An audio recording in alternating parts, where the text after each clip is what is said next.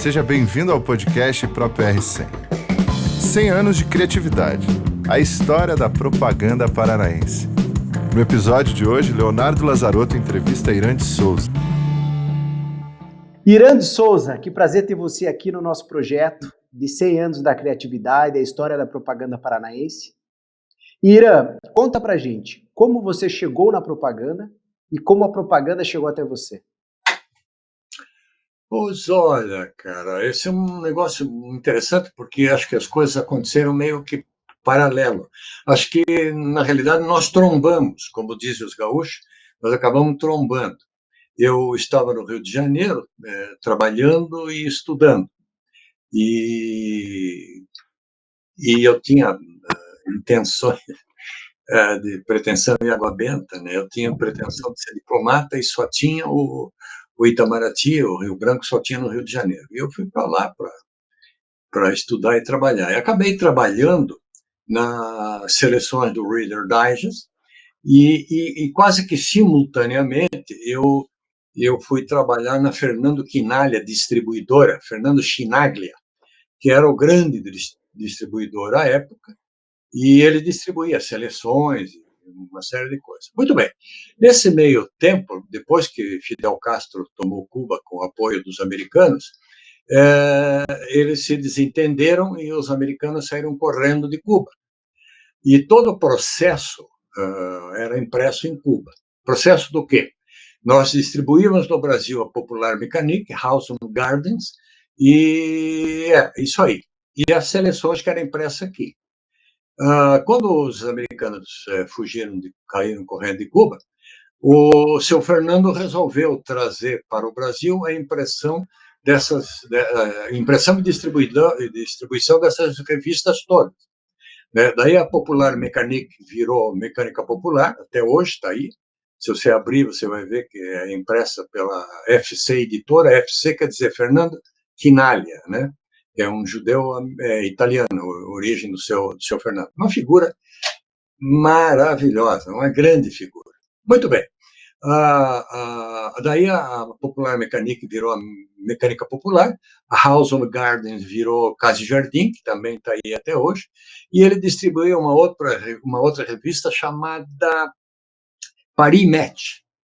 E a Paris Match era uma revista igualzinha a Manchete, feita para nego que gosta de ver fotografia, né? E daí ele resolveu que brigar com os blocos, que também eram judeus, não era bom negócio, e desistiu. Então nós ficamos com a Casa e Jardim e a Mecânica Popular. E nesse instante eles trouxeram para o Brasil um grupo de americanos e de cubanos. E daí eu entrei na propaganda, porque era uma empresa muito grande, na rua Teodoro da Silva, no Grajaú, no Rio de Janeiro, e eles construíram em cima do prédio mais um andar. E o andar era coberto com telha de amianto. E daí, no Grajaú, não sei se você conhece, mas o Grajaú, a temperatura média era de 45 graus, a gente com ar-condicionado, e nós trabalhávamos de bermuda, né, e camiseta e tal. E daí, antes que isso acontecesse, na vinda dos americanos e dos cubanos, reuniu todo mundo no salão da empresa, e todos os funcionários, e daí perguntavam: quem é que fala inglês? 200 caras, ninguém levantou a mão. Quem é que arranha inglês? Daí eu levantei a mão. Venha para cá. E tinha aí mais 5 que arranhavam inglês. Daí fizemos um cursinho intensivo diário, né, de manhã, de tarde, de noite, e recebemos os americanos. Bom, antes disso também teve uma segunda, que era: quem é que fala espanhol? Ninguém levantou o braço. Quem é que arranha espanhol? Daí mais uns 5 ou 6, e eu também levantamos a mão, e daí fizemos um grupo de 12 ou 15 pessoas, e todos fizemos um curso de inglês mais pesado, espanhol um pouco menos, mas eu tinha um razoável e péssimo conhecimento, mas tinha por causa de Paranaguá, minha família é de lá, e eu estudei o grupo escolar, eu acho, num colégio de freiras francesas, e a gente também dava umas marretadas em francês, porque elas ensinavam, mas também ensinavam obrigatoriamente francês. E no científico eram padres americanos. Eles eram, putz, cara, eu não vou me lembrar, mas era padre americano. Então a gente jogava basquete, jogava futebol, não tinha. E eles falavam inglês e davam umas aulas de inglês para a gente também, obrigatoriamente. Então a gente arranhava algumas coisas, né? Muito bem, então eu fui para esse grupo e cada um foi para uma área, e a minha área foi a de cuidar da relação com os anunciantes americanos e espanhóis da, da, da, da Casa e Jardim e da, e da mecânica popular. Uhum. E daí enfim, é isso que eu te disse, eu comecei deste jeito, né, na marra, em função disso, e daí comecei a comecei a me relacionar com as agências desses anunciantes lá nos Estados Unidos e aqui na Argentina e tal, e daí entramos meio que sem querer aí, né, pela porta dos fundos aí Então você começa a tua carreira como veículo, de uma forma ou de outra, como Eu começo como veículo cuidando dos anunciantes e de distribuição e dos anúncios e um pouquinho de paginação e tal, porque a gente montava a revista aqui, né? Uhum. Mas sim, eu só cuidava da área comercial, dos anúncios só. Claro, claro. E aí depois, Ira, depois desse período no Rio, quando que tua Daí, carreira vai caminhando? daí eu saí, fui para a TV Tupi, perdão, fui para a TV Tupi uma temporada, mas já estava o grupo, ah, meu Deus do céu, do que foi embaixador aí, uma bela figura. Não me lembro, que era o dono da TV Tupi, Assis Chateaubriand. Assis O Chateaubriand. Assis Chateaubriand Chateau. já estava quebrando aquilo tudo. Daí, daí eu fui rapidamente para a TV Rio para trabalhar no comercial, onde conheci o Walter Clark, que trabalhava lá à época. O Walter Clark e o Boni, aliás, mas foi curto, porque os dois já estavam saindo para ir para a Rede Globo, né? Uhum. Para ir para a Globo, não tinha rede, coisa nenhuma, era Globo. Globo. E daí o Globo tinha os bruxos lá, tinha os americanos, enfim, e daí entrei na área comercial e me relacionando com a agência, né? Uhum. Daí, como é que eu voltei para Curitiba? Tinha uma agência em Curitiba chamada SJ de Mello, que era a quinta agência brasileira. E nessa agência nós formamos um tripé com o Zeno J. Otto, que era um excepcional diretor de arte, autodidata, enfim, que teve agência de propaganda, ganhou um monte de prêmio, o Zeno. E até uns 5, 6 anos atrás, a gente ainda tomava uísque e comia amendoim torrado lá na casa dele. E o outro era o Pedro Sartorelli. Tá. O Pedro também faleceu há 1 ano e meio, não mais, uns 3 ou 4 anos atrás. O Pedro cuidava da parte de administração, o Zeno de criação e eu da área comercial e prospecção e tal. E trabalhamos na SJ de Mello durante alguns anos. Conquistamos na SJ de Mello, nós abrimos o mercado de Santa Catarina com a SJ de Mello. E daí conquistamos grandes clientes lá, Garcia, Kremer, enfim. O que me propiciou depois, na Esclan, voltar ao mercado de Santa Catarina e conquistar alguns clientes lá embaixo, alguns até depois o Rodrigues me tomou cliente. A Marisol, por exemplo, era um cliente da Esclan, a marca Marisol, inclusive, foi desenvolvida pela Esclan, enfim, começamos uma outra carreira. Muito bem. Quando é que nós chegamos à Esclan? Nós chegamos à Esclan quando uma história que não vou te contar porque ela não é um pouquinho chata, mas, enfim, quando a SJ começou a andar mal, eu imaginei que tinha convencido o Pedro e o Zeno para montar uma agência para nós, porque nós aqui, a SJ não tinha nada aqui, ninguém conhecia. Então, e nós montamos. E daí fomos para São Paulo.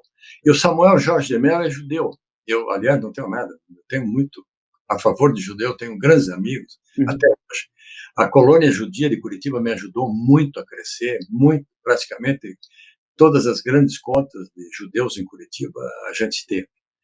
E o Samuel, como bom judeu, convenceu eles a não sair. E daí foi muito engraçado, porque nós fomos para São Paulo os três juntos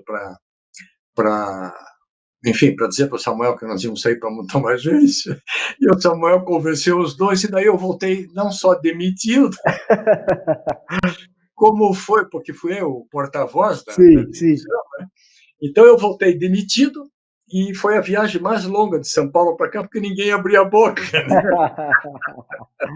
Foi muito divertido. Que ano que era isso? Que ano que era isso? Você lembra? Cara, essa é uma dificuldade que eu já te afianço, eu vou ter, porque eu não sei aniversário da minha mulher. Não, mas década, falando isso, década de 70.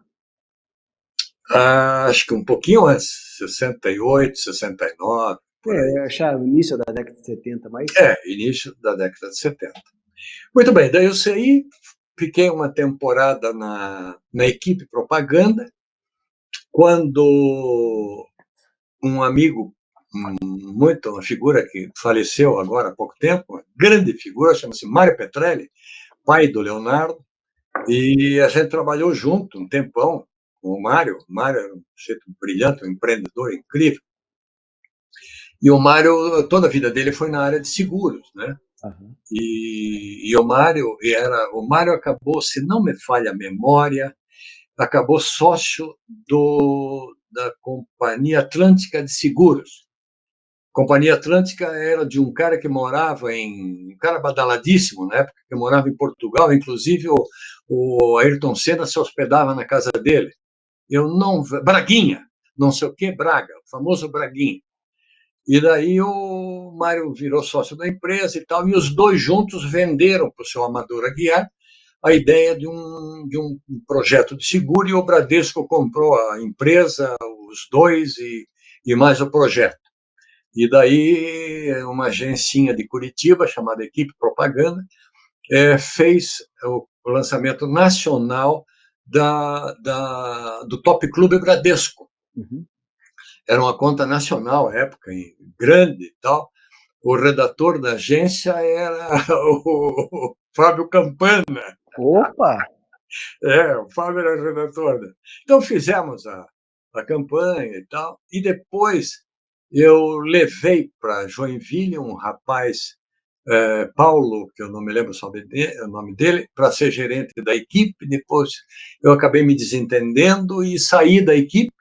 E neste meio tempo, existia uma pressão muito forte do mercado contra as houses, porque as houses eram muito grandes e dependiam volumes muito grandes de verba, né?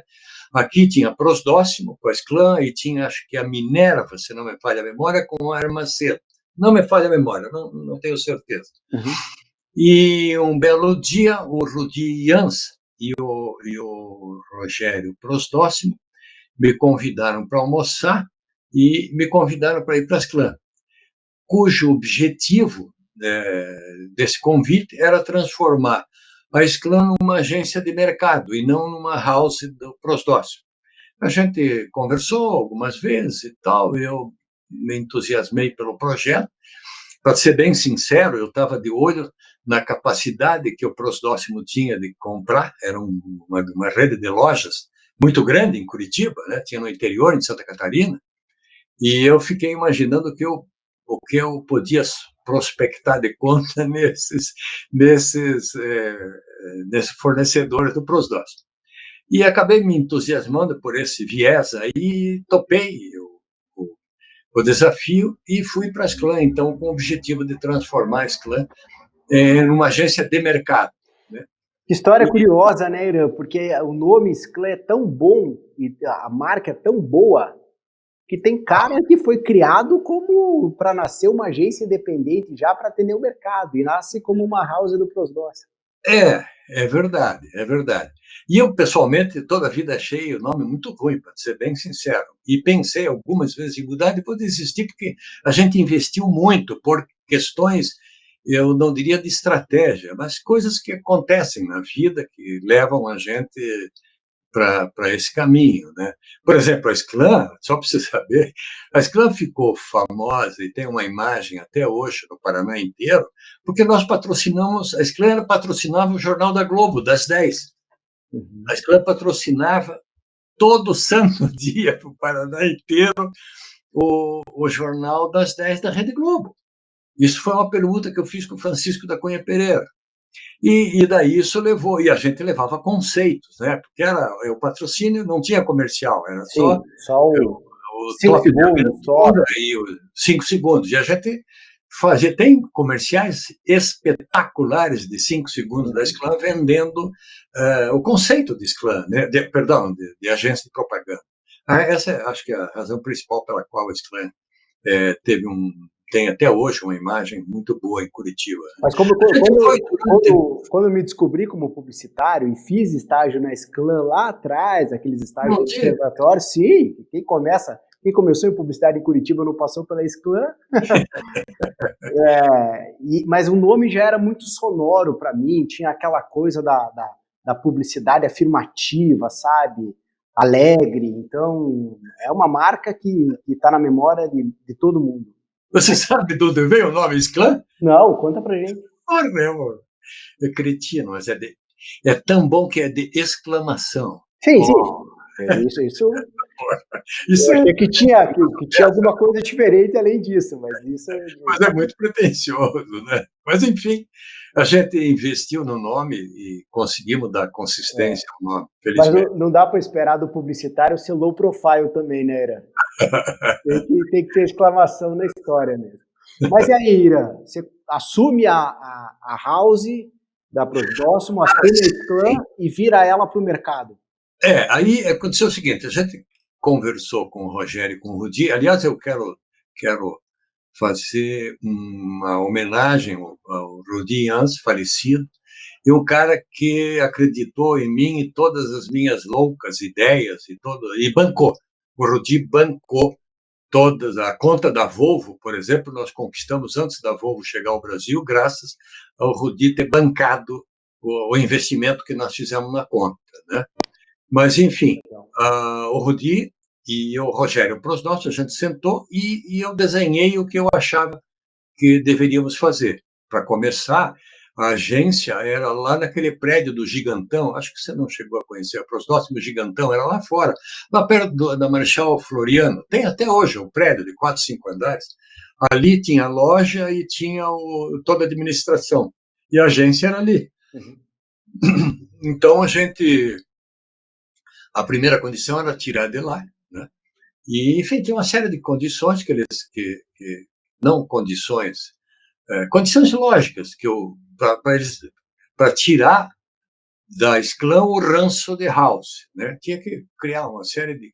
E essas coisas eles aprovaram e tal, e nós tocamos a nossa vida e viemos. Talvez um fato bastante marcante na época era que a Refrigeração Paraná, fabricante de geladeiras e freezer, já era um anunciante, não era um grande anunciante, mas era um anunciante, e a conta estava numa agência de São Paulo. E quando eu comecei na Sclam, montamos uma equipe de profissionais, isso foi antes do Hernani, inclusive, trouxemos um redator de São Paulo, começamos a investir em trazer gente, né? Trouxemos bons profissionais e montamos uma equipe. Trouxe o Hélio Palumbo, por exemplo, um diretor de arte argentino, figura muito interessante. Mas, enfim, montamos uma equipe e começamos a trabalhar. Tiramos a Sclam lá do Gigantão, fomos lá para a rua Santo Agostinho, não, como é? Padre Agostinho, né? Foi a primeira sede externa da Sclam, foi ali, e ali que, a bem da verdade, a coisa começou. Ali nós construímos, no fundo, uma outra casa, e depois alugamos a casa do lado, não do lado, tinha uma no meio e uma da esquina, na Padre Agostinho, e montamos, já tínhamos ali, seguramente, uns 40, 50 profissionais. Muito bem, e daí começamos a trabalhar e eu comecei a prospectar grandes contas no Paraná, em Santa Catarina e no Paraná. E daí aconteceu, não sei quem foi, rapaz, que eu fui prospectar, e o cara disse, mas que negócio é esse? Você vem prospectar minha conta e nem a conta da Prosdócia você tem? É teu acionista e você não tem a conta? Pô, É verdade. tive que engolir. Disse, tá bom, cara, então tá bom. Se eu não me lembro quem era o anunciante, juro para você, não lembro. Mas me conta o seguinte, se eu conquistar a conta da Prosdócia, você me dá a tua conta? Te dou. Então tá bom, eu vou atrás. E daí, cara, fui atrás falar com o Rogério, com o Sérgio Prosdócio, que é primo irmão do Rogério, que era... Porque todo mundo fala em grupo Prosdócio. Nunca existiu o grupo Prosdócio. Uhum, Tinha o seu Pedro, que era o comercial e tocava as lojas, que era dele, uhum, e da família, mas basicamente dele, era o grande acionista. E tinha a fábrica de geladeira, que era do seu Joanim, pai do Sérgio Prosdócio, que também tinha sócios familiares e tal, mas ele era o dono e maior acionista da fábrica de geladeira, da Refrigeração Paraná. Daí eu fui falar com o Sérgio, né? Sérgio Prosdócio, não conhecia, pedi para o Sérgio, para o Rogério, perdão, e para o Rodi me apresentar, fomos lá, fizemos uma visita, batemos papo e tal. Depois voltei lá sozinho para o Rogério, contei para ele o que é que nós pretendíamos fazer, do ponto de vista de profissional, enfim, vendendo a Sclam para ele. E ele me deu um voto de confiança. Disse, não, vamos experimentar isso aí. Até porque eu disse para ele, cara, como é que você faz para ser atendido com a tua agência? Qual é a agilidade que a tua agência tem? Como é que você faz? Você telefona para São Paulo e o cara vem aqui, isso tem um custo. Enfim, conseguimos convencer o Sérgio a fazermos uma experiência. E fizemos essa experiência. O Sérgio, ajudamos muito o Sérgio, muito, muito mesmo. O Sérgio é um rapaz jovem, empreendedor, e tipo, padrão assim, empreendedor das antigas, né? uhum, O pai tinha uma fábrica, ele pegou a fábrica e tal, logo que o seu Joanim morreu, ele assumiu, tem uma série de aspectos aí que uhum, não importam aqui agora, porque é a Sclam que estamos falando e não da uhum. Protásio, e, enfim, e tocamos, o Sérgio nos deu um voto de confiança e nós tivemos durante seguramente 20 e poucos anos, criou uma sólida amizade, respeito e tivemos um cliente. Aí eu participei, só para você ter ideia, eu participava do conselho da Prosdócio, Uhum. do conselho de administração da Prosdócio. Chegou um momento que eu pedi para sair, porque no conselho o diretor comercial sentava, tomava pau e daí Sim, no sobrava outro para dia você. eu ia para ele como agência e ele me dava pau e eu estava vendo que eu ia acabar perdendo a conta, pedi para sair do conselho e fiquei só como agência.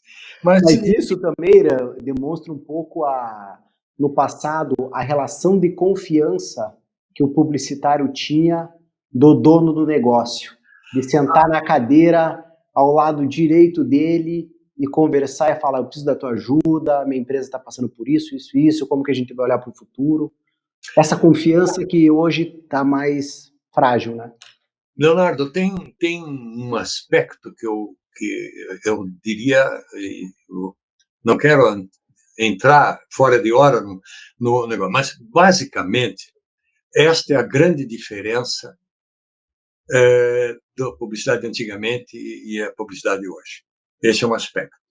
E, basicamente, é o seguinte: o meu conceito nunca foi de faturar um cliente e de solucionar o problema dele. Isto foi o que me fez faturar, o que fez a Sclam faturar muito. Ganhamos muito dinheiro levando soluções para o cliente e não em busca de faturamento. O faturamento era uma consequência dos bons projetos que nós levamos para o cliente. Até porque nós levamos um projeto de desenvolvimento de produto, por exemplo, uma série de coisas. Eu estagiei no Japão, na Sanyo, por exemplo, Uhum, durante 40 dias para trazer o forno de micro-ondas para o Brasil, para os uhum, nossos. Esse era o grau de confiança. Entende? uhum, A gente teve um projeto, por exemplo, que o Sérgio bancou, a empresa bancou durante um ano e meio, quando, no momento da vida da Prosdóximo, ele queria entrar no Small Appliance. E daí, antes de ele entrar nisso, ele me ouvia bastante, vamos fazer uma pesquisa. Contratamos a Siemens, em São Paulo, para fazer uma pesquisa de até onde a imagem da marca Prosdóximo ia. E chegamos à conclusão, depois da pesquisa, que ela não saía da cozinha ou da área de serviço. Isso quer dizer o seguinte, não, se você lançasse uma televisão com a marca Prosdóximo, não ia vender. Então, isso fez com que a gente tomasse uma série de providências do ponto de vista industrial, né? O nosso rumo, do ponto de vista de marketing, porque no caso da Prosdóximo, o Sérgio tinha absoluta consciência, ele não gostava de marketing, muito menos de comunicação, mas ele tinha absoluta consciência de que o mercado é que regulava o negócio dele, e não ao contrário, né? Então, a gente passou a trabalhar muito em função de informação de mercado. Nós evitamos, por exemplo, que ele lançasse uma máquina de lavar roupa que era front load, que naquela época não era bem, era da Bendix, ele estava comprando todo o maquinário da Bendix. Essa é uma outra história também, que ele me apoiou, e eu tive uma discussão com o diretor industrial, que era uma figura belíssima, um sujeito brilhante, daqui a pouco eu me lembro, para começar ele falava 5 idiomas, um sujeito, uma grande figura. E daí tivemos um arranca-rabo, porque ele estava apoiando a compra da maquinária da Bendix para fazer a máquina, e eu era contra. Cara, vamos desempatar isso aí. Aliás, a propósito, Sérgio, como é que você quer desempatar? Eu quero fazer uma pesquisa. Quanto custa? Custa, sei lá, vamos lá ver.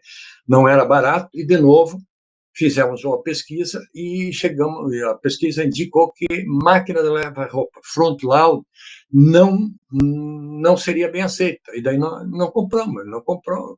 Tal. E daí o diretor industrial se convenceu, enfim. Esse tipo de atitude, sabe, que eu tive depois com o presidente da Volvo durante alguns anos, enfim, esse tipo de discussão, você se envolver com o problema do cliente. Tinha uma proximidade muito grande. Faça uma pergunta de novo.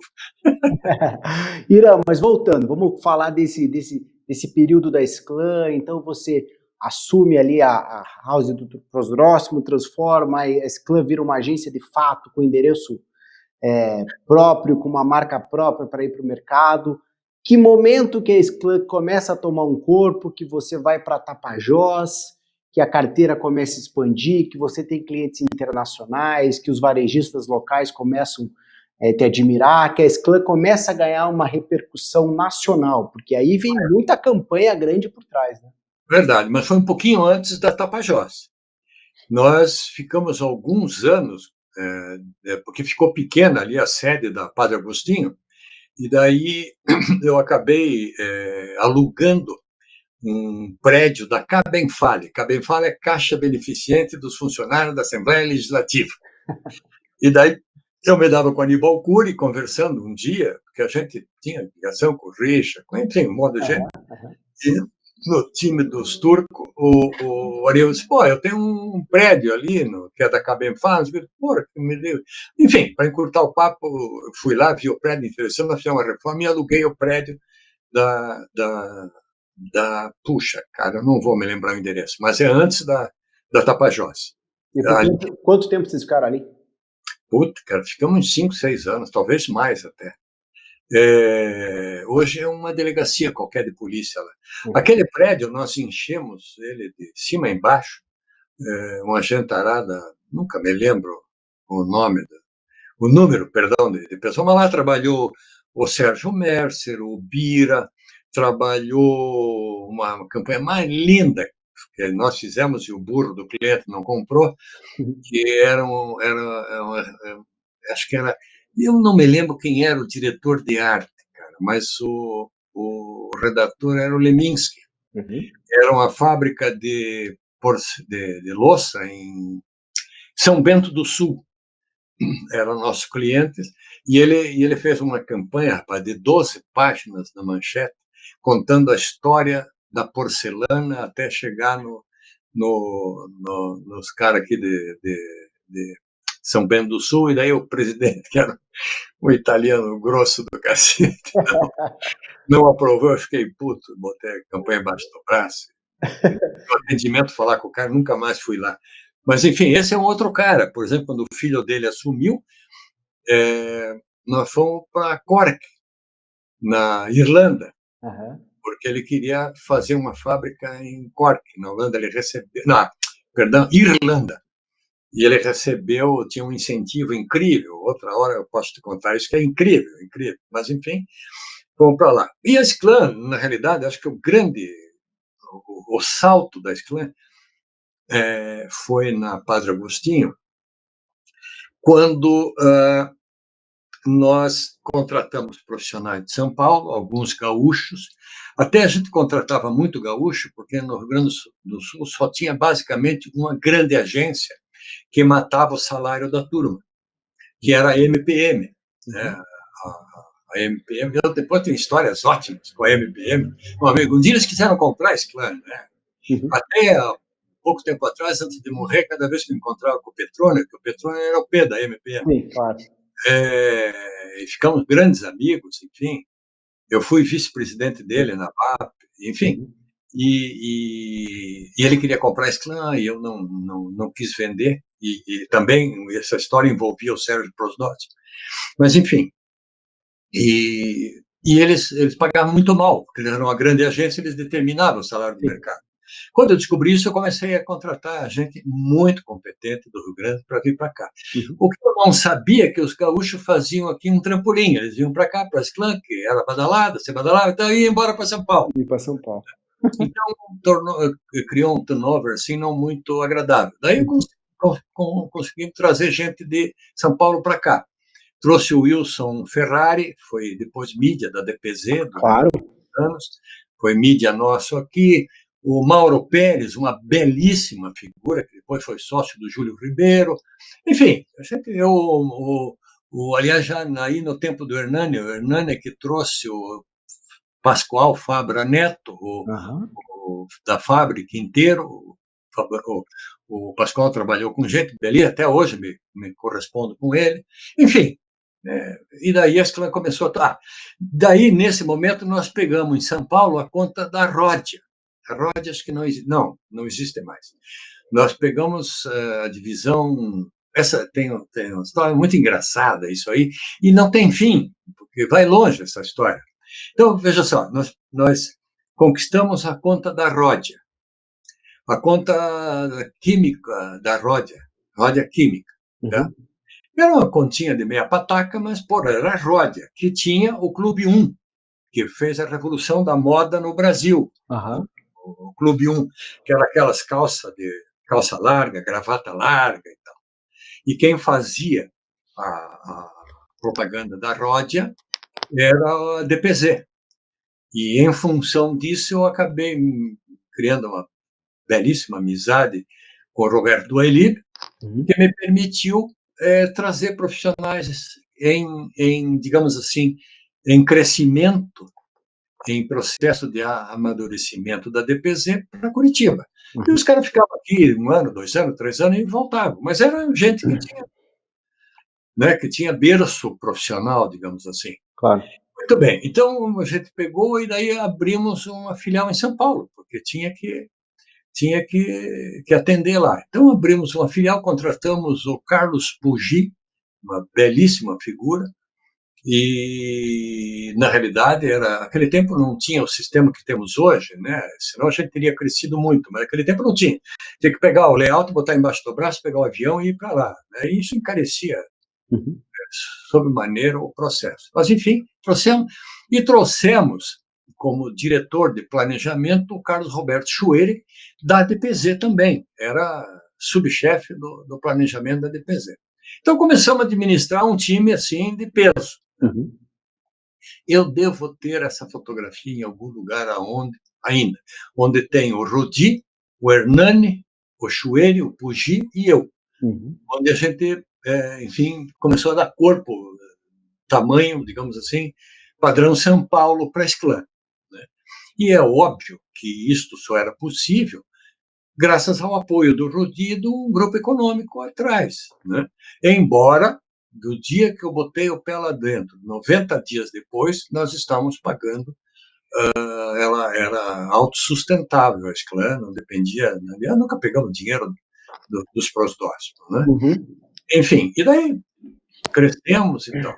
Nesse meio tempo aconteceu uma coisa muito engraçada, mas que foi marcante no crescimento da Esclã. Perdão.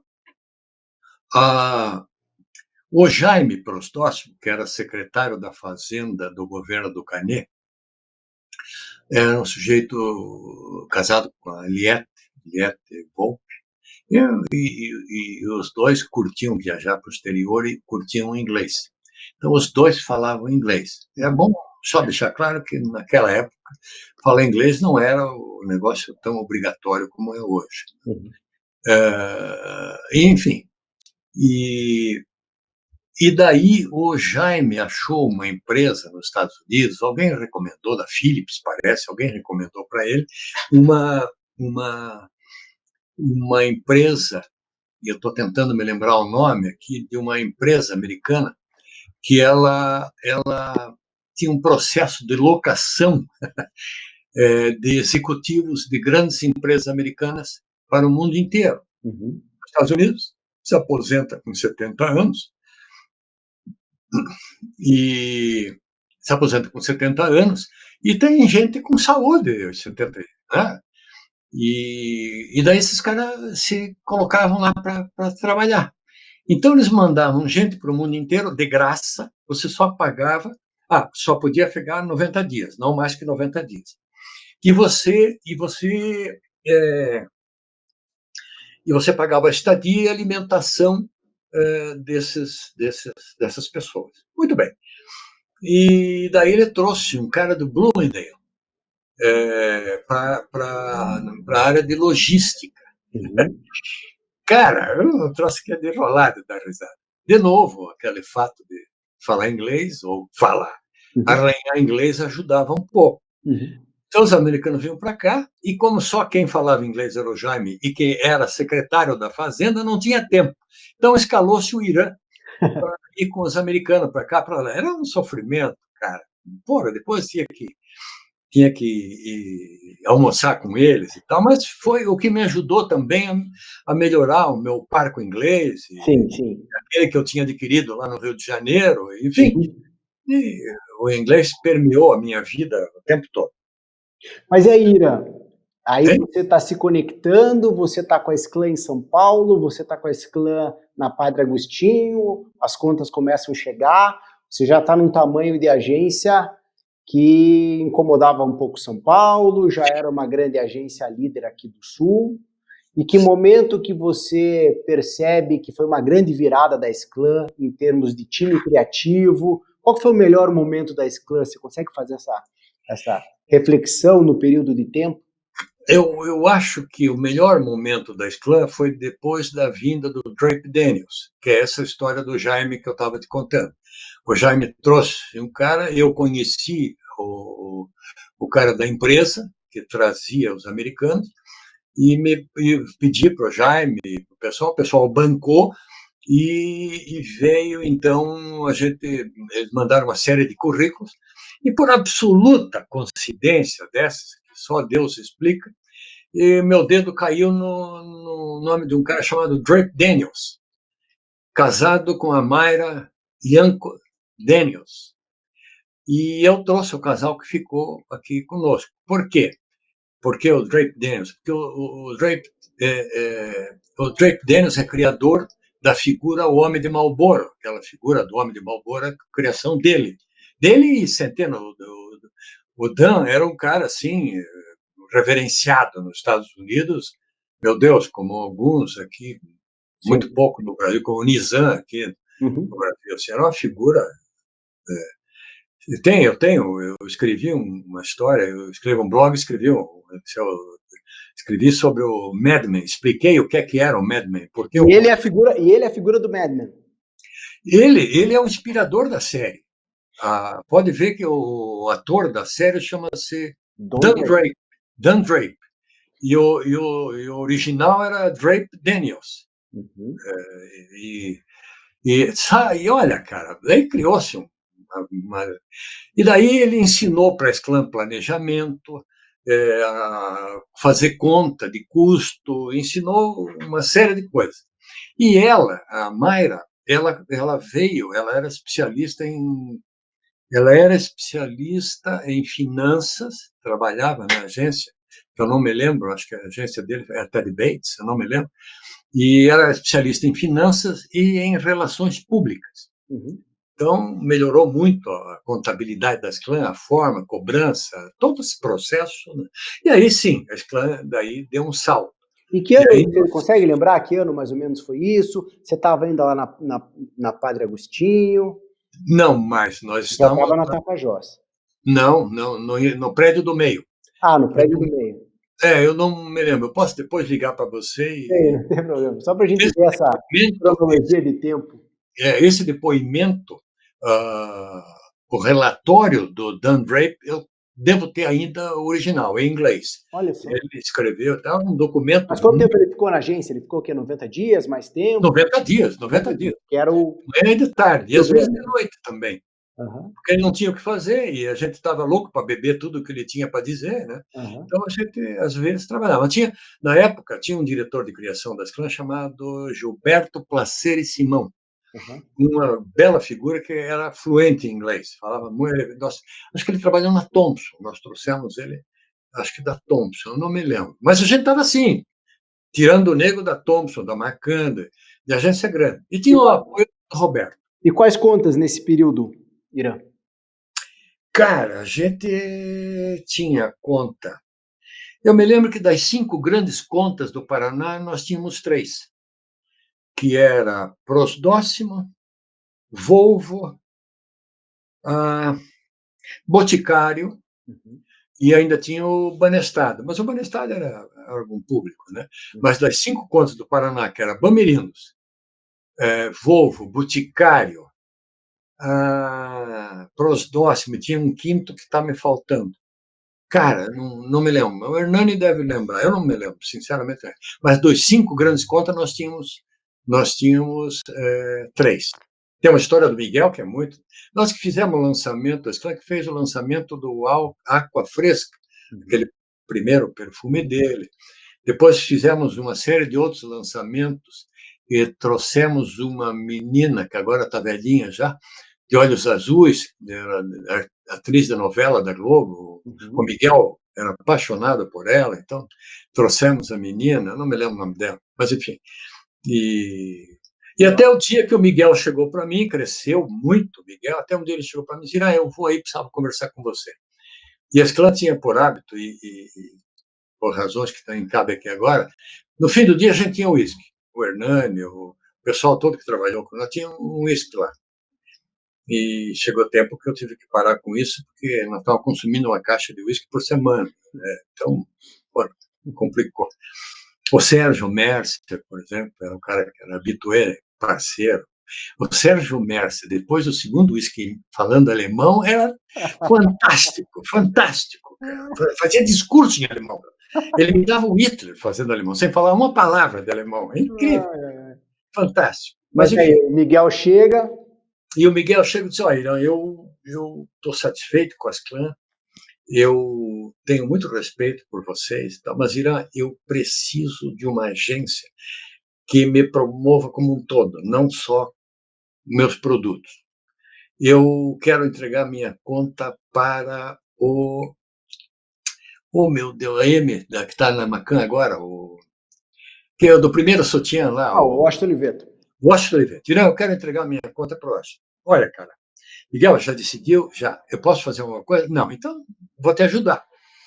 Você conhece o Washington? Não, não conheço, mas eu tenho amigos, por exemplo, o Washington passou pela DPZ, eu ligo para o Roberto e ele consegue para você e tal.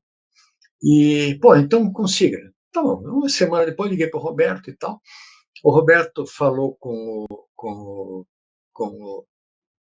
Washington e marcamos uma reunião para o Miguel ir lá. E o Miguel foi lá e o Washington deu um chá de cadeira no Miguel, assim, pô, deu um saco, veio embora e tal. Daí ligou de novo e tal, e foi para lá porque ele queria entregar a conta.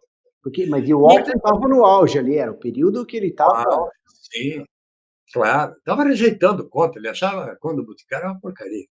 E, na realidade, virou um grande cliente W Brasil, né? Enfim, os dois se afinaram depois, enfim, foram muito felizes aí durante muitos anos. Enfim, essa é uma história interessante aí do processo. Eu fiz a ligação para passar a minha conta para. E depois a gente teve umas encrencas com o. Eu, pessoalmente, não gosto muito do Washington Oliveira, eu acho ele extremamente arrogante. Mas nós tivemos aí, quando ele pegou a conta da Brastemp, nós atendíamos o Prosdóximo, e daí a gente teve algumas reuniões em conjunto. Quando houve um problema aí, eu não me lembro o quê, desses planos do governo, aí, Sim. Teve uma SP2, conversa de setor daí. de setor, né, da pessoal de Alinhamento, entendi. linha branca, e nós, agência, fomos chamados para participar. Mas, Entendi. enfim. E daí, continua, Irã, continua. Vamos explorar essa parte da Sclan, que tem muita história, a história da propaganda nossa. A Sclan tem páginas e páginas e páginas. Mas passou muita gente criativa por lá. Passou Paulo Leminski, Hernani, passou os Gêmeos passaram por lá, Renato Cavalier passou por lá.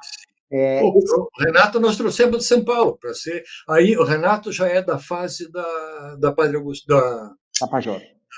da Tapajós, sim. E nesse período também você tinha O Zanatti. Além de você ter esse time criativo, você também tinha, junto contigo ali, o Hernani e o Antônio. Sim. Veja, quando a gente comprou. Bom, a gente foi prosdóximo até. Meu Deus, eu acho que até 83. Daí, e como sempre, eu buscando os compradores da Prosdóximo para prospectar a conta. Eu estava prospectando nada mais, nada menos a conta da Philips. Pretensão em água benta, cara. Foda-se. Enfim, e daí o diretor-presidente era um paranaense. Meu Deus, Puta, não vou me lembrar o sobrenome dele. E daí, a gente estava nesse namoro, eu vou te dar um pedaço, não sei o quê, nhaco-nhaco, vou te dar o liquidificador, papapá, e a gente estava aí. E um belo dia, nós estávamos num restaurante, uma boate, sei lá, em São Paulo, tomando uísque e tal. Diz ele, como é que você está se sentindo aí? Como assim? Ué, você não sabe? Não, o que aconteceu? Pô, o Prosdóximo foi vendido. Porra, você está brincando? Não, o Prosdóximo foi vendido. Cara. Foi vendido e ele deu o nome do grupo, que eu não me lembro agora. Cara, daí eu me senti traído, sabe? Porque, poxa, nossa ligação era, meu Deus, o grupo não, mas a loja tinha um grupo de pessoas, 5 pessoas, que eram tidas como pessoas de confiança em todos os assuntos, inclusive, por exemplo, a cagada que deu que a Prosdóximo estava comprando a Consul. Né? Nós sabíamos, porque nós fazíamos parte desse grupo. Daí aconteceu uma série de coisas que não veio caso aqui. Daí eu voltei de São Paulo e fui falar com o Rogério Prosdóximo, e acabamos nos desentendendo nessa conversa, e eu voltei para a Scrum, fiz uma carta de demissão, no outro dia levei, botei na mesa dele, discutimos, ficou pior ainda, e daí eu vim embora e acabou-se. Daí o Rogério ligou para todos os clientes dizendo que ia fechar a Scrum. É uma atitude assim, intempestiva da parte dele. Né? E daí os clientes começaram a me ligar. Zirando, o Rogério está ligando aqui que vai fechar esse clã. E agora? Como é que vai ser? Cara, eu não sei, mano. Aguente um pouco aí, me dê um tempo, porque ele também não vai fechar de hoje para amanhã. Tem um monte de funcionários, a empresa aqui tem contrato, nós já tinha conta da Voo. Já. Cara, a Sclan foi a única agência fora dos Estados Unidos que atendeu a conta da Duke Energy. Aquela empresa lá, a gente atendia em São Paulo. Mas, enfim, então, nós temos contratos, apesar da forma intempestiva do Rogério, esse troço não pode ser fechado assim. Bom, daí, rapaz, e nisso já estava o Hernani, já estava o Antônio, o Rubens França, cara, um monte de gente. Aliás, precisa dizer o seguinte, a Sclan era muito boa de prospecção, mas não tinha uma única conta de governo. Porque eu, pessoalmente, não tenho embocadura para governo e a gente não tinha conta de governo. Quem colocou conta de governo dentro da Sclan foi o Antônio de Freitas. Ele que veio, ele trabalhou e todo o processo foi de autoria dele. Ele tocou o projeto. Bom, daí nesse meio tempo a gente já tinha, cara, tinha uma folha de pagamento. Cara, puta, começava no dia primeiro, no dia 2 você já não dormia mais, porque tinha 500 negros, um puta salário, né? Enfim. E você tinha que girar, e você que tinha que girar. Tinha que girar a máquina, né? E daí, bom, aí a Esclan já tinha conta em Brasília, já tinha escritório em Brasília, o Antônio, que era o responsável pela operação, porque era governo, daí já tinha escritório em Rio, São Paulo, porque o Ministério da Saúde, exatamente, o Ministério da Saúde tinha uma frescura de o ministro ter um gabinete em São Paulo, então você tinha que atender o cara em São Paulo, não tinha escritório em Brasília, em São Paulo, tinha o Ministério do Transporte, daí a viadagem era no Rio de Janeiro, então nós tínhamos um escritório no Rio de Janeiro, que ficou um troço, porra, uma loucura aquilo. Muito bem, como não existia o sistema de comunicação que tem hoje, é tudo avião, para baixo, para cima. Então, eu até cheguei a ver a possibilidade de montar uma agência de turismo para ter um desconto, para baratear os nossos custos. Mas, enfim, tocamos, e daí não sei bem não sei, acho que eu fui comer um churrasco ali com o Carlos Richibita. O Carlos era muito amigo meu, amigo nosso, querido, uma figura que sempre me apoiou, enfim. E daí eu contei para ele, escuta, Carlos, vai dar merda, porque, pô, não sei, o Rogério, daí ele disse, pô, Irã, você sabe que eu sou conselheiro lá, da rede de loja. Disse, olha, não sabia. Poxa, por que você não compra esse clã? Porque, porra, ou então monta uma agência, cara. Os clientes são teus, os funcionários são teus, é tudo teu, monta uma agência. Cara, mas é complicado isso, né? Agora, dizer o mais fácil mesmo é você comprar esse clã. Compra, fica com a marca, fica com tudo. Cara, eu não tenho mais diálogo com o Rogério, né? Não, deixa comigo. Me dê uns dias aí, peça paciência para os clientes que eu estou falando. O Carlos em Brasília, né? Não sei se era ministro da Fazenda, acho que não, acho que era outra figura aí, grande que ele era em Brasília, não sei o quê. Daí a pouco ele me telefonou, uma semana ou duas depois, me telefonou, disse, escuta, vamos jantar que você vai pagar o jantar hoje. Daí fomos lá na Badida, ainda era ali na Avenida Batel. Fomos lá na Badida, sentamos e tal. E disse, olha, eu falei com o velho Pedro gosta muito de você, respeita o problema dos filhos, tal, ele gosta muito de você. E é verdade, quando nós pegamos a conta da Volvo, e eu me senti obrigado pelo presidente, já me lembro o nome dele, Tag Carson.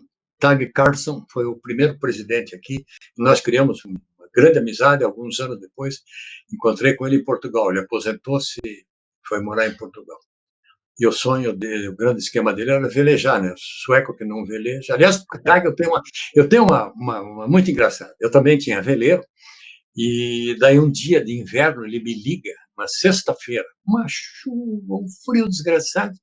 Ô, senhor Souza, como está? Tudo bem? Ô, médico, ele já arranhava português. Como está? Então, amanhã vamos velejar? Presidente, com esse frio, essa chuva, velejar. Você nunca ia velejar no Suécia, então?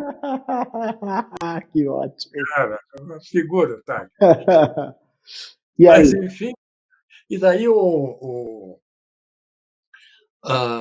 puta, eu perdi o fio da meada, sabe? Seu Pedro gostava muito de você. Pois é, o Pedro, quando eu fui, aí sim, eu me obriguei a estudar inglês mesmo, quando eu peguei a conta da porque o Tag perguntou, quanto tempo você leva, essa também é muito divertida, quanto tempo você leva para falar a minha língua? Quando ele me entregou a conta da Volvo. Eu digo, quando ele ia me entregar a conta da Volvo, eu digo, presidente, você está brincando. Não, preciso saber, porque com português não vai dar, nós vamos ter que reunir na Suécia. Presidente, olha, então vai ser difícil, porque o sueco eu não vou aprender nunca. Pior que alemão, esse troço eu não vou aprender. Ele deu a verdade. Não, estou falando de inglês. Bom, inglês me dê 90 dias que eu te dou. Então, tá dado, vire-se e dê um jeito. Daí eu me internei 90 dias numa escola em Boston. Fiquei lá 90 e o velho Pedro me deu acho que $1.500 para me ajudar lá. Que bacana. A investir, digamos, em mim. Enfim, Daí o Carlos disse, olha, eu tenho uma boa notícia para você, o velho Pedro gosta de você e tal, e é para a gente estudar uma proposta que ele banca, junto com o pessoal, né? Eu digo, olha, Carlos, puta, eu não tenho nem ideia. Então, deixa que for. Daí eu tenho um conselheiro, o ministro da Fazenda, o ex-ministro da Fazenda. Carlos, faz um plano aí para mim, cara. Eu não tenho nem ideia.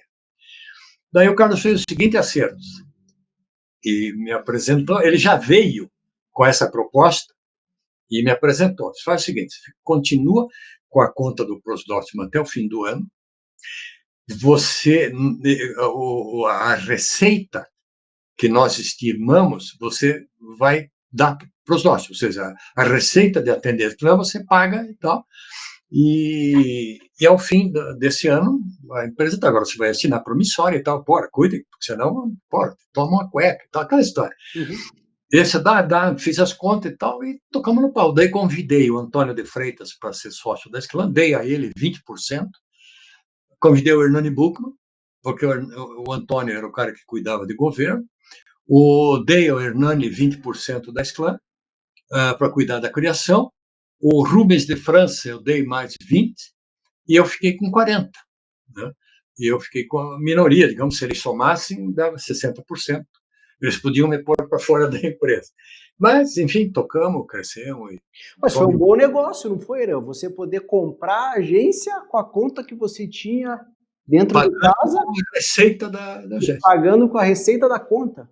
Sim, era 1 milhão e pouco por mês a prestação. Naquele tempo, né? Não me lembro que moeda. Você tinha um cliente que pagava, que girava e fez um movimento de trazer outras pessoas para.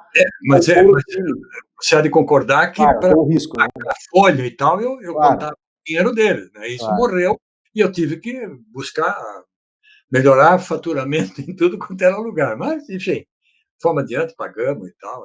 Enfim. E aí, após esse período da compra com esse time com Hernani, Antoninho, uma criação forte e robusta, a Esclã começa a fazer trabalhos incríveis tanto para a linha de contas públicas, mas também muito para os clientes privados aí, com Prosdóximo, Volvo e assim por diante, né? Sim, verdade. Não, e a gente tinha, né, o escritório de São Paulo, que tinha clientes lá também, tinha a Rodia, que não era grande coisa, mas, enfim, a gente tinha grandes clientes. Minha memória não é das melhores, mas tem. Enfim, nós éramos seguramente a primeira agência do Paraná e fomos, eu creio, durante uns 20 anos, e éramos a segunda do sul do país, porque no Rio Grande só tinha a MPM, né? Depois é que a MPM se facelou-se, né? Uhum. E a MPM, vamos considerar o seguinte, né? Todos os presidentes da Revolução passaram pelo comando da região, que eu não sei qual é, lá do Rio Grande do Sul. Uhum. E a MPM era Mafuz, era Macedo, Petrone e Mafuz. Né? O Macedo, não sei se você sabe, o João Goulart, presidente do Brasil, era João Macedo de Goulart, o Goulart Macedo. Uhum. E ele era primo irmão do Macedo da MPM. Olha só. Eles tinham todas as contas, todas. Todas, do governo. Tanto é que o Carlos, uma vez, tentou me dar uma conta dessa aí, de Banco Brasil, ou sei lá, um troço qualquer, e tentou, e depois me chamou de dizer, não vai dar, porque os caras são muito fortes.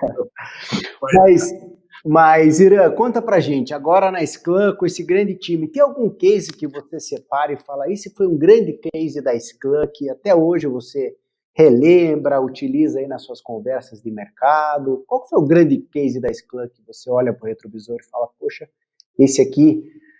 Teve Zé Gotinha, teve muita coisa, campanhas brilhantes aí da Esclã. Tem alguma coisa que você destaca e coloca na luz? Assim? Olha,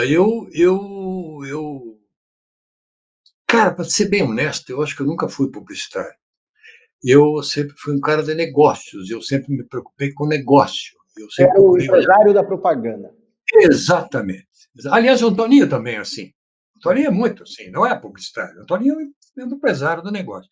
Aliás, melhor sucedido que eu, mas enfim, é muito competente. Eu gosto muito do baixinho. E do Hernani também, enfim, que nós convivemos juntos, é uma loucura. E, aliás, eu quero deixar claro aqui, aproveitar o depoimento, quando eles saíram da Sclam, foi de uma forma absolutamente cavalheiresca, né? Eu chamei os dois e disse, olha, eu não quero mais ter escritório em Brasília. Não quero mais. As razões pelas quais me levaram a isso também não vale para o depoimento. Aí eu cheguei para o Hernando e perguntei, eu não quero mais, eu vou fechar o escritório. Já decidiu, uma porra da discussão, ficamos 10, 15 dias discutindo. Não, eu não quero mais, eu vou fechar o escritório de Brasília. Daí o Antoninho disse, pô, Tira, então se vai fechar, me deixa o escritório lá, nós vamos montar uma empresa para atender. Porque naquele tempo não tinha concorrência, né?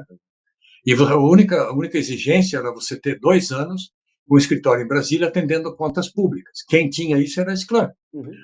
Tanto é que a Master, quando o Antoninho fundou, eles funcionaram com o nome da Sclam em Brasília durante 2 anos. O Hernani até comentou que foi a primeira agência que tinha filial antes da matriz.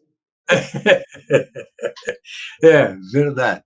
E ela, enfim, daí, quando eles saíram, eu comprei a parte dele, de cada um deles. Mas de uma forma ou de outra, a saída foi cavalheiresca, mas você armou a concorrência, né? Aí outra agência nasceu no mercado e a concorrência começou a ficar é mais uma, né? Porque tinha surgido centenas, né? Não, centenas é exagero, mas dezenas de agências saíram de dentro da Sclam, né? Sem dúvida nenhuma. Mas você teve um período ali que o próprio diga, por favor. O próprio Dionísio, né, que é meu amigo, meu contemporâneo, ele não era de agência de propaganda. A Opus era uma agência de um jornalista, que eu não me lembro o nome dele, do Rafael de Lala. E daí o português, que era muito bem ele, foi indo, ele é muito cuidadoso, extremamente profissional, uma ótima figura, e transformou no que é hoje. Né? Mas ele veio da minha pegada, porque tudo que a Opus tem feito, como grupo OM e tal, eu fiz antes. Fiz antes. Porque eu convivi muito nos Estados Unidos, na área de comunicação, e eu via as coisas acontecendo lá. Eu, durante anos, eu fui membro da AAA, American Advertising Association. Fui membro da American Marketing Association, AMA. Né? Então, a gente via muito, eu ia muito lá para fora. E eu convivia muito com aquele pessoal. Né? Eu queria te falar o seguinte, a última notícia que eu tive da Mayra Ianco, Daniel, mulher do coisa, foi quando ela me ligou e nós estávamos conversando e ela era coordenadora da área de relações públicas da primeira campanha do Bill Clinton. Olha só. A Mayra é uma figura, é viva ainda, até hoje é viva. Que legal. Mas, que bacana. Ira, e aí, nesse período todo de Sclam, tem uma situação, assim, um momento que você fala, pô, isso aqui foi muito engraçado, isso aqui Você contou algumas passagens aí de clientes extremamente deliciosas de ouvir, mas tem alguma que você guarda e divide aqui que foi, putz, isso aqui foi muito engraçado o que aconteceu nesse período todo, com todos esses criativos, clientes, e no momento que a propaganda tinha um charme diferente ainda, né, esse momento aí na Mad Men e tudo mais. Olha, eu para ser bem sincero, eu lembro uma que envolve o Hernani. E as outras, todas incríveis passagens, é anterior à Sclam. Até porque eu te confesso, o período da Sclam, você não faz ideia, Leonardo, do que é tocar uma empresa do tamanho que era a Sclam. Cara, você é uma luta diária. Você acorda de manhã devendo a folha no fim do mês, porra. E no Brasil, né? Que tem plano disso, plano daquele, o louco do Collor. Nós estávamos na Sclam quando o louco do Collor confiscou a poupança, conta de banco. Foi um absurdo aquilo. Mas, enfim. Então, eu não tinha muita graça na Sclam. Era mais, eu te confesso, a primeira vez, talvez, que eu esteja dizendo isso, era muito sacrificado a Sclam. Era uma família que me custava muito tocar. Aliás, eu devo à minha família ter tido paciência para dividir a Sclam comigo. Né? A minha família me dividia com a Sclam. Claro. Mas uma muito engraçada, eu depois tem Você me fez uma pergunta e eu quero respondê-la. O fato marcante da Sclam, para mim, foi a implantação no Brasil do conceito freezer de micro-ondas. Do case. O case. Nós é que introduzimos no Brasil o conceito de micro-ondas, porque não tinha micro-ondas no Brasil. Não existia micro-ondas. Nós tínhamos freezer. E o micro-ondas é aquilo que casa perfeitamente com o freezer, né? Eu tinha visto na casa exatamente a Mayra, na casa dele, em Marco Island. Nós saímos de manhã, ela pegou, tirou do freezer e botou na casa. Nós saímos para passear, fomos passear de lancha, pescar e tal. Quando nós voltamos, ela pegou tudo, botou no micro-ondas e nós jantamos em 15 minutos. Cara, eu fiquei maravilhado com aquilo, né? E aquilo permeou a minha cabeça durante anos.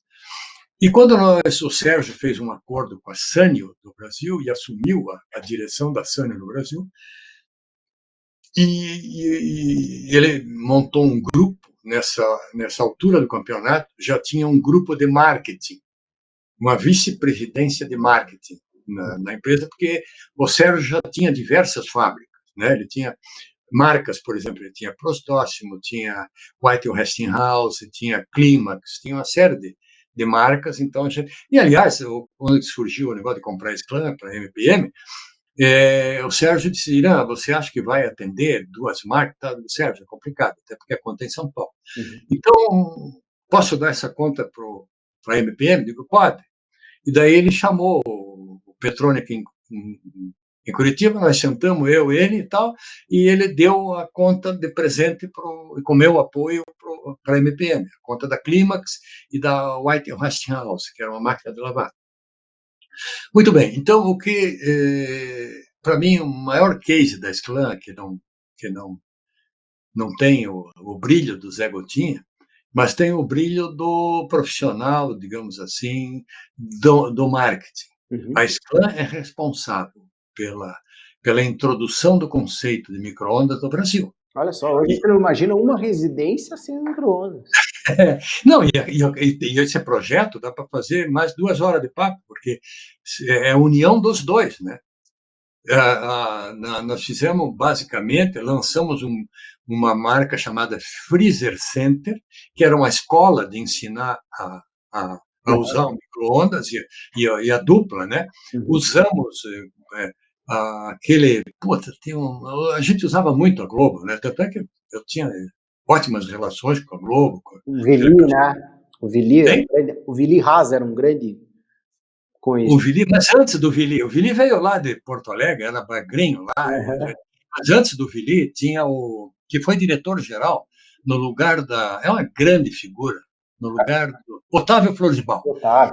Otávio era muito meu amigo, a gente se encontrava e jantava, ou às vezes almoçava lá na Globo, assim, sem nenhum negócio, né? Uhum. Por exemplo, a volta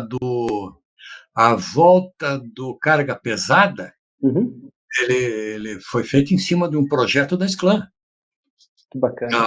Eu vendi o projeto para o Otávio comprou o projeto, e na hora de fechar, a Volvo não topou. Tem um louco lá na Suécia que televisão, lá eles não usam televisão para comerciais, né? Comerciais de caminhão. E daí não topou, e daí eu fiquei seguro na brocha e o... Volkswagen entrou? Volkswagen? A Volkswagen? Não, a Mercedes. Então, na versão mais recente que veio a Volkswagen. Você tem razão, foi a Volkswagen. Você tem razão. O Otávio me ligou e disse: puta, que sinuca que você me botou, que merda, magro. Me chamando de magro, porque eu era muito magro mesmo. Disse: porra, mas que merda você me botou, que agora ele carga pesada e tem uns caminhãozinhos de merda. A Volkswagen é um caminhão pequeno, é verdade. Não tinha ainda o caminhão grande que eles têm hoje. Mas o que marcante para mim foi o conceito de forno micro-ondas no Brasil. Foi talvez a grande conta da Sclan com ações de marketing, ação de construção de marca, de olhar para o varejo. O Prosdóximo teve uma... E como foi o momento ali aproveitando, vamos guardar aqui que você vai me contar uma situação engraçada daqui a pouco. E o momento da venda do Prosdóximo para a Electrolux, como foi esse momento aí também? Rapaz, para ser bem sincero, a gente já tinha perdido a conta, por um aspecto puramente emocional e, enfim, pessoal. Né? E perdemos a conta. E daí ele entregou a conta para o Nissan Guanais. Na DM9. DM9. Que durou Não, durou algum tempo, mas nesse meio tempo, pouca gente sabe disso. O Sérgio já estava negociando, e eu, pessoalmente, estava muito empenhado em que ele fechasse com a General Motors. Por quê? Porque, em função do Dan, eu tinha ligações na General Motors e tal, e ia tocar adiante e tal, porque a gente vivia com os três olhos, né? Os dois da cara e esse que a gente senta em cima, olhando para a oportunidade de negócio. E eu estava torcendo que fosse para a GM, mas não deu. Para a GE. Perdão, para a GE. E eu acho que até por uma interferência do Carlos Richibita, ele acabou fechando com a Electrolux. Uhum. Né? Daí a gente perdeu a conta e tal, e foi para. Quando o Sérgio vendeu para a Electrolux, porque tem um detalhe que pouca gente sabe: na Suécia, metade da Suécia é dona de uma família chamada Wallenberg. Essa família você jamais vai ouvir falar, não aparece, não existe. Mas eles são donos de tudo na Suécia. Tudo. E, inclusive, da Volvo. Uhum. E tem uma passagem da Volvo bastante interessante. Mas, enfim. E daí, alguns presidentes da Volvo voltaram, que arranhavam português, conheciam o mercado, voltaram para ser presidente da Electrolux. Entende? E daí o que acabou acontecendo é que eles não se entenderam com o Nizam e tal, e a Sclan entendeu o Electrolux um pouco, mas só que daí, para ser bem sincero, a gente já não tinha mais aquele brilho, Uhum. e estava, eu diria para você, claudicante já, enfim, a gente já não... Outro momento de mercado já, né? Um outro momento, sem dúvida. Então agora, Irã, você vai me contar a história engraçada que você separou do Hernani para dividir com a gente. Qual que é a história? Lá na Sclan, lá nesse prédio, a gente tinha, daqui a pouco eu vou me lembrar o nome, a gente tinha o prédio inteiro, e só para você saber, a gente tem uma esquina, se você passar ali, você vai ver que tem uma esquina. Uhum. E houve um momento na campanha do Zé Richa, Uhum. acho que 88, 2000, não, acho que era 80, eu não me lembro que ano, não me lembro. Na campanha do Zé Richa, nós alugamos uma casa do lado, toda a esquina, quebramos, falei com o Aníbal, quebramos a parede e era um troço só. E contratamos uma porrada de nego, acho que o Hernani lembra disso melhor que eu, para fazer a campanha do MDB. Nós fizemos a campanha de todo senador, deputado e governador, fizemos a campanha do Zé Richa. Nessa tem uma passagem muito engraçada também, que foi a campanha, era Saúl e Ney ou um salto no escuro, certo? Saúl e Ney, Saúl era candidato, né? E a campanha deles era um outdoor de fundo preto, escrito com giz, assim, né? Imitando giz, Saúl e Ney, ou um salto no escuro. Nessa época era diretor da Veja, um jornalista aqui do Paraná, que faleceu aí há algum tempo atrás, Hélio Teixeira. Uhum. E Trabalhou a gente na Itaipu, trabalhou no Itaipu. Isso, trabalhou com o Scalco, é. Uhum. E daí, nós fazendo a campanha do Zé Reis, inclusive tem um negócio que a gente inventou que era espetacular.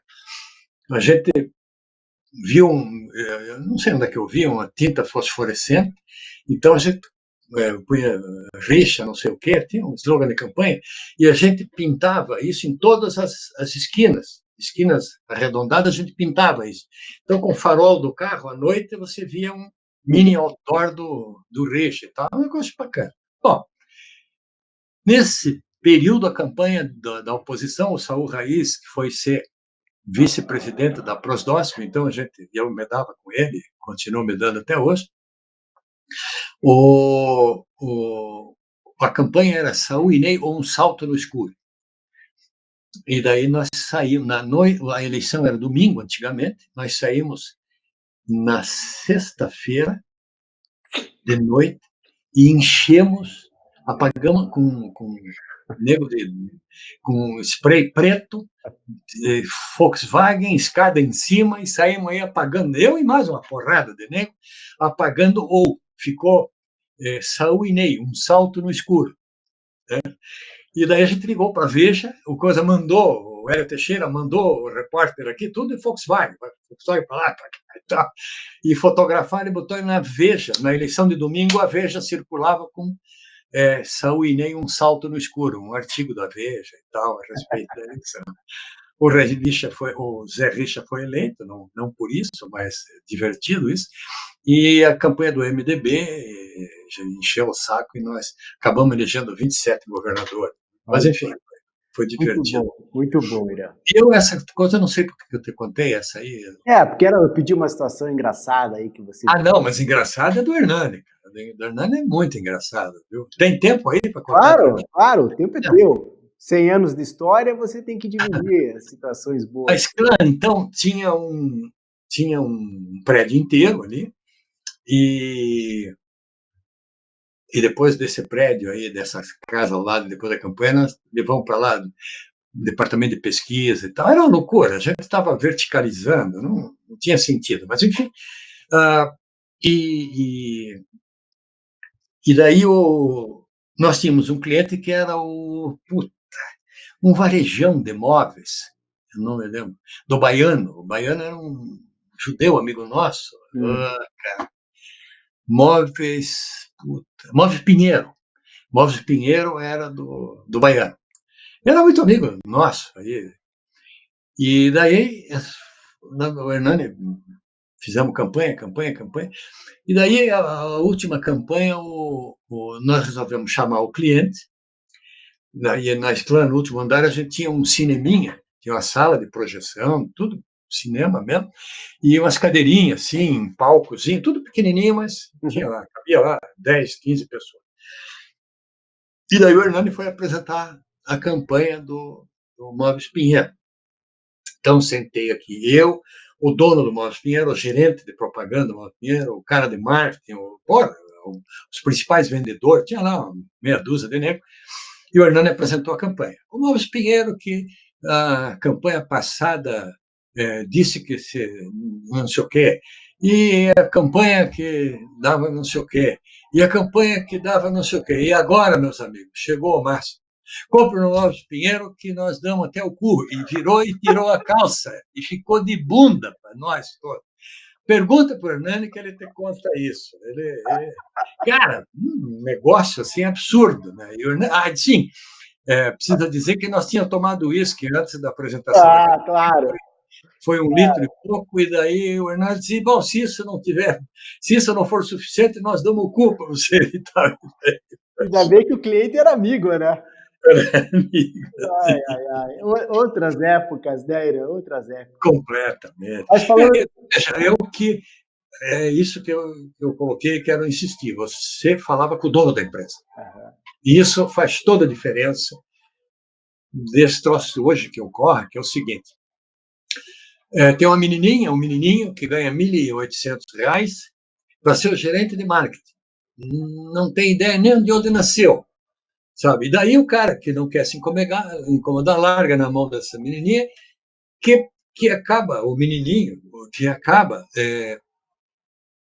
traduzindo para a agência o que o cara falou, e não necessariamente o que é necessário, porque ela não tem coragem, nem competência, nem experiência para dizer, escuta, você está errado, não é por aqui, é por ali, assim. Entende? Então, hoje, cara, eu montei uma empresa depois, porque a grande dificuldade que era e que continua tendo é o briefing. Se você não tiver um briefing lúcido, você acaba sendo uma fábrica de refação. E o Trip Daniels me ensinou que refação é prejuízo. O segundo faz com que o custo do primeiro seja metade e o terceiro não tenha, assim sucessivamente. A partir do quarto, você está pagando para trabalhar. Então, meu amigo, eu montei isso e ganhei algum dinheiro até, sabe? E eu tenho essa empresa arquivada. Eu parei, porque não tenho mais saco para aguentar cliente, para ser bem sincero. Mas tem por objetivo dizer ao cliente o que ele precisa dizer para a gente. Essa é a razão da empresa. Eu escutei uma frase ótima esses dias do Roberto Medina, da Artiplan, Rock in Rio, enfim. Eu conheço muito, conheço pessoalmente a prima da minha esposa, eu casei no Rio, a Betoca. A Betoca é redatora lá. Redatora deve ter uns 50, 60 anos, ela. Que legal, que legal. E redatora do Rock in Rio. Olha só. O Medina tem, além da Artplan, o Rock in Rio virou um negócio. E ele é muito sagaz, ele falou uma frase ótima que hoje o cliente hoje não quer correr o risco de achar a sua ideia boa. Interessante. Muito bom, né? Mas, Irã, eu queria te agradecer, a gente está foi uma delícia conversar contigo, um papo muito legal, contando a tua história aí na propaganda paranaense, nacional e internacional até. Você foi fundamental para marcas como Volvo, Prosdóximo, entre outras, e você também foi o grande paizão aí do mercado que recebeu profissionais incríveis, criativos, planejadores, atendimentos, mídias, que, enfim, cresceram, se desenvolveram na Sclan e foram ganhar mercado aí, mundo afora. Então, Irã, você queria ser embaixador, mas você foi embaixador. Você foi embaixador do nosso mercado, como um publicitário admirável, um empresário da propaganda que todo mundo tem o maior carinho. Então, aqui nessa conversa dos 100 anos da história da propaganda paranaense, a gente só tem que te agradecer de você ter construído essa história com a Sclan e ter criado grandes relacionamentos com clientes e parceiros do mercado. E foi uma delícia esse papo e ter você por esse tempo aí dividindo grandes histórias da Sclan, do Irã, nos nossos 100 anos aí de criatividade paranaense. Tá bom, meu querido? Perfeito, cara. Muito obrigado pelo tempo e a gente vai conversando no decorrer aí da história. Tá bom, Irã? E se você fez isso nesses 100 anos, imagina nos próximos. Foi o que o Paulo Vítor falou. Não faça essa maldade, viu? Porque depois de algum tempo cai dente, fica surdo, então não vale a pena. Irã, muito obrigado pelo teu tempo. Por favor. Tá? Fique bem. Um abraço. Um forte abraço. Tchau, tchau. Obrigado, bicho. O podcast ProPR100 agradece sua audiência e te convida para conhecer outras histórias de quem faz parte da história da propaganda paranaense através do site www.propr100.com.br. Obrigado e até breve.